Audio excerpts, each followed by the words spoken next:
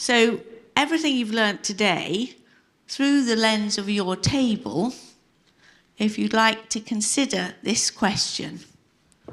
From what you've heard and learnt today, how can you make a difference in your own career, in the workplace, and in the wider community for women and girls, but also for men as well?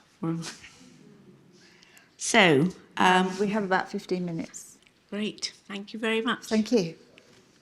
Okay, so is there anybody who would volunteer to go first on the table, or shall I pick on you, Paul? Are you the spokesman of the table? Are you happy to? Yes. Could you just sort of outline the discussions, the conclusions, the ideas, and the takeaways? Of course. Thank you. Thank you. Okay, well, I wanted to say one thing about the method we used here, because I think it's quite interesting. So we broke it down into the sections, and we've got some visual markers here, but we also asked everyone to write individual post-it notes to start with, then pulled them together, which was really interesting because it allowed everyone that quiet time beforehand to have a think.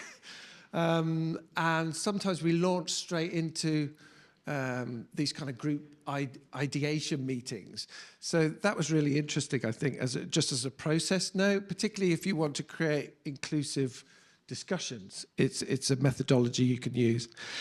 We had some great discussions.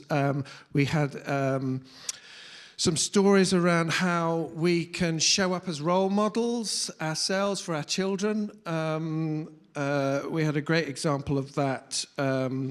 So it's role modeling how to do difficult conversations for your children was something that came up, which was really interesting. And it's that reciprocal relationship between that's helpful not only for your children, but it's helpful for you in terms of working on that particular aspect. We talked about third culture kids, which is a new term I'm not familiar with.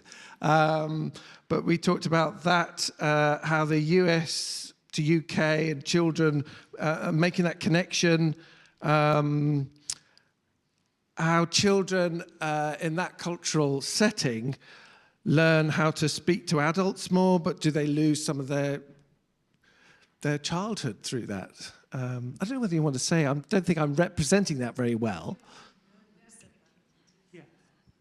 So obviously we're talking about children in the early years, so we're talking about third culture kids and how communication was a big thread for us. So learning to communicate with children growing up in countries that is not their parents' home country. So not only adapting to their family communication, but also that of their country to succeed and then bring that forward to their community, career going forward, and their workplace. So how that really can define children throughout their stages of life.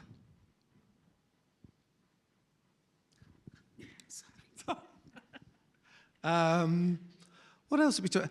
One thing about community that came up was Sarah talked about running a citizens' assembly. So this is an idea where you pick a topic.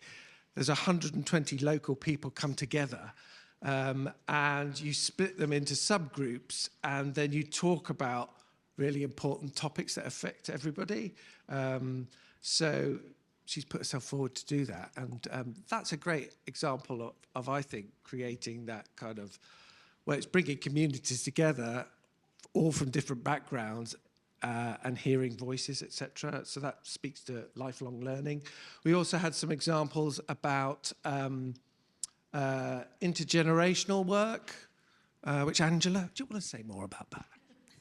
So actually what I've started in Bermuda is through my charity, is intergenerational learning for retired teachers, so that they get to continue to bring value to the community and to the younger generation. Beautiful. Thank you. Thank you very much. Thank you.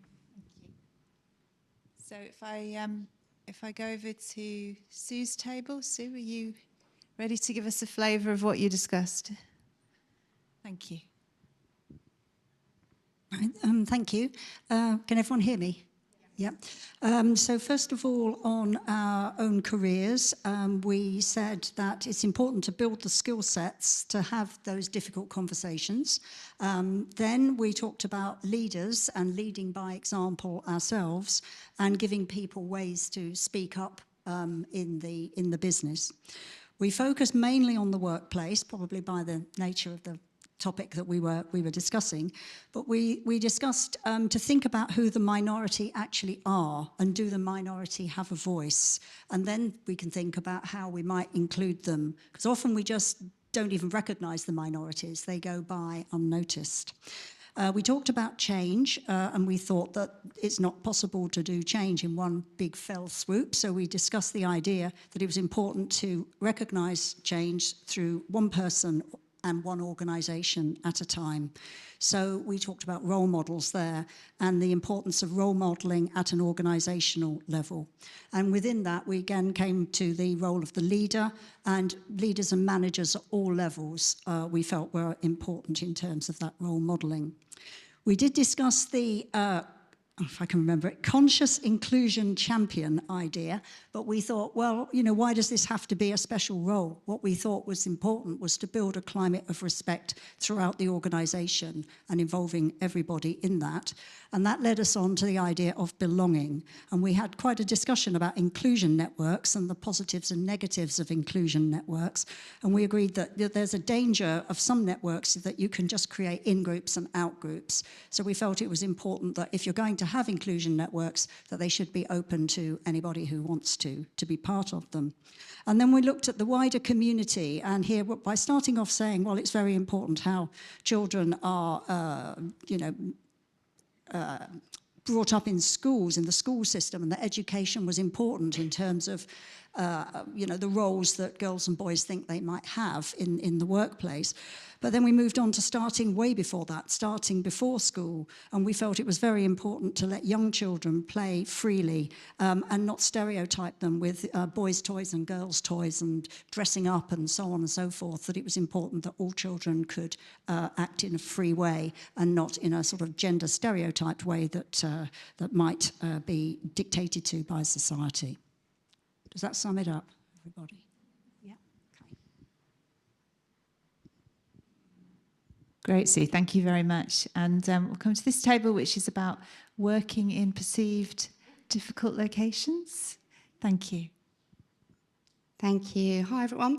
So I'm Kelly Blackaby. Our table was, as we said, we were working in perceived difficult geographical locations. So we went around the table and everyone shared their experiences of supporting people, mostly, and talk about women and girls going into locations that were potentially more difficult. I shared my personal experience, which is why Julia had nominated myself. So I moved to Saudi Arabia in 2008, first woman in my organisation of 4,000 men. Was absolutely terrifying, but I was still there a decade later and brought in the first female workforce. I also worked for the police, so yeah, very similar background. So we were having a look to see, I guess, how we could support people, particularly women and girls, going into these difficult locations. And with our careers, what we were talking about was doing due diligence. So really investigating, researching and understanding where we're sending people and who we're sending as well. Understanding what the challenges might be for these individuals to try and prepare to help them integrate into that environment as easily as possible. We also talked about the fact that it's not just, and I think this echoes your point as well, Sue, it's not just the global mobility's role to support, but actually the leaders of these individuals as well. So trying to widen that support network for these individuals going in too. We also talked about potentially a trial before people can go. Appreciate it doesn't reflect necessarily what it's like to live there, but it will try and alleviate some fears just to go and visit and have a flavour of the culture to see if it's somewhere that you would want to live. And I think as well, like you made a really good point, is that making sure that clients and companies are investing the right amount of resources into supporting people going into these countries, so that they are properly supported in going in. So, does anyone else want to share anything from our table? Okay, thank you. Thank you so much. And the next table is a continuation of working in difficult locations. And Gill's going to summarise what the discussion was here. Thank you, Gill. Thank you. Hello, can you hear me okay? Yep, super. So we talked about briefly what do we understand as a perceived difficult country. And obviously that does change a little bit depending on people's perceptions. I mean, clearly there are countries that are politically unstable where, obviously there are risks and, you've got a lot of the unknown and so on. You've got countries that we know are unsafe, that, government advice would be don't travel to certain countries and so on and so forth. And many of the team, actually worked in countries like these. There are other countries where, could be perceived as difficult because, if you're going and you don't speak the language and there's very little English spoken or a language that you can speak, you can obviously feel very perhaps intimidated, and it could be, particularly if you're on your own, could be quite a difficult experience. And also if there are locations that are remote, for example, or indeed perhaps being in some very big cities that you'd feel particularly unsafe. So a lot of it, of course, comes down to personal experience. But, we did have some very concrete examples around the table. Obviously, we have the experience directly here from Ukraine. And, we heard about some of the, quite courageous teachers that are going out from different nationalities that are going out there to not just teach, but to really go beyond that and do something good. They're bringing something additional. And, it's very, very commendable that people do that. And then we heard we've 3 of our team members that ended up arrested. So we'll get all the details afterwards. Apparently David and Michelle and Pam have all ended up arrested. So just be very, very careful, please, on your way out. Keep your valuables beside you. But obviously, we talked about how do you mitigate risk, and we do not believe that stop travelling. Definitely not. We believe that we very much encourage people to travel, but the message would be do your homework beforehand. Make sure that you assess the risk. I mean, clearly, if people are travelling with a large company behind them, they'll have the support. I mean, from a personal experience, I was sent out to Algeria literally just after the end of the Civil War as the first non-local to go out and make an assessment of risk as to whether it was safe enough to bring expatriates back. I felt comfortable to do that. It was, it was not an easy situation. I suppose having been brought up in Belfast during the Troubles was quite good training. But if you have a company behind that does the risk assessments, that makes sure that that the right safety precautions are taken, etc., obviously that is extremely important. We do also feel that that going beyond the travel, going beyond the dangerous countries, touching on the same point that was brought up at the table before, we very much want to encourage young people not just to travel, but to be who they are and to do what they want to do. And if that is dressing up as a tutu, as we heard from one of the table, his son, at a young age, it's very much a man today, but that was part of his fun growing up. Let's not stop children and young people being who they are and doing what they want to do. That's critical for all of us. Thank you very much. Thank you. And this table over here was talking about family well-being and the work-life balance, and Claudine's going to fill us in on some of the conversations that we had. Thank you. This table was also beautifully facilitated by Heather, who followed a similar suit of suggesting that we all put our thoughts on paper first before we shared our thoughts, and that really enabled us to all have a voice and connect with one another and not be contaminated in our thinking processes. One of the recurring themes at the table was around raising visibility with our work-life balance and setting boundaries, and also being mindful that perhaps we are our own worst enemies in many instances, where we set certain expectations of ourselves, and being clear around, you know, what the boundaries are and how we want to manage those. We were inspired a lot by the conversation around difficult conversations and how that can help us also with having better work-life balance, and even the lived experience gap and how we can improve our own lived experiences. It truly was a rich conversation around the table, and one of the suggestions that we had from Ingrid was looking at how we can have regular check-ins with ourselves on where we're at, especially those who are self-employed and having to sort of manage their own time, and also our colleagues at the table who work online a lot of the time. And how do you raise that visibility about what the level of work they're doing when it's not visible to everybody else? And some of the challenges we have today, where typically it would have been a 9-to-5 job, you have your hour break, etc. With the flexi hours comes a lot of flexibility, but then equally comes this challenge of balance and boundaries. That then led beautifully to one of Esther's comments around connections that have become so important when we're connecting with our team members, and celebrating the uniqueness of the team members and looking for the superpowers or hidden talents that they have, which will then enable sort of much better connections that we have at work.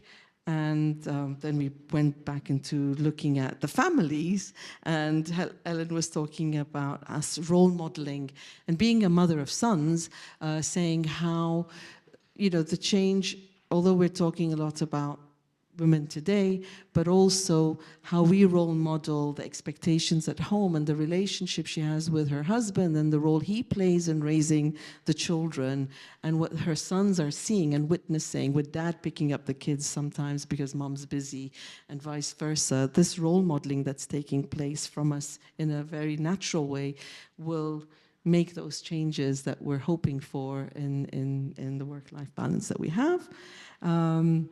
Embracing the inner self was Leslie's main point about saying how, if we want to be confident in these conversations we're having with others, if we have our own inner strength and truly understand who we are, that will enable us in feeling confident around even setting whatever boundaries we wish to at work.